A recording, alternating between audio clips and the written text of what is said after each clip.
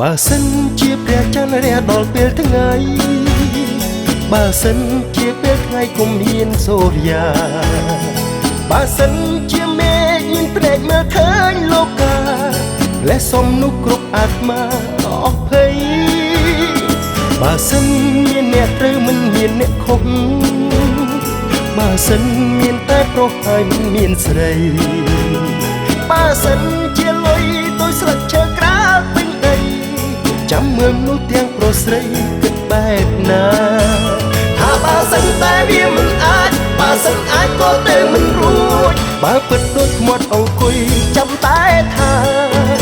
ចាប់ផែនដីដាក់ចូលក្នុងដបយើងសុនមាត់ហើយយើងឧបមាជាពាក្យប្រមាណអាចប្រកបតែអីបើសិនខ្ញុំជាអ្នកហើយអ្នកជាខ្ញុំបើសិនអាចលើកខ្ញុំដាក់ក្បែរផ្សារថ្មីបើសិនសមុទ្រនៅចិត្តផ្សារអូឬស័យបើសិនគ្រាន់តែបើសិនតែមិនមែន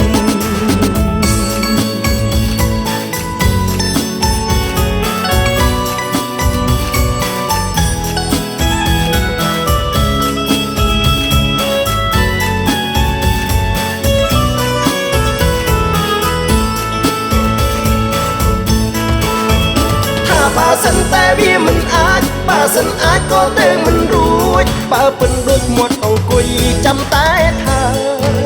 ចាប់ផែនដីដាក់ចូលក្នុងដបយើងសុនមាត់ហើយយើងឧបមាជាពាក្យប្រមាណអាចប្រកបតែអីបើសិនខ្ញុំជាអ្នកហើយអ្នកជាខ្ញុំបើសិនអាចលើកខ្ញុំដាក់ក្បែរផ្សារថ្មីបើសិនសមុទ្រនៅចិត្តផ្សារអូឬស័យបើសិនគ្រាន់តែបើសិនតែមិនមែនបើសិនគ្រាន់តែបើសិនទៅមិនរួចបើសិនគ្រាន់តែបើសិនតែមិនមែនបើសិនគ្រាន់តែបើសិនទៅមិនរួចបើសិនគ្រាន់តែបើសិន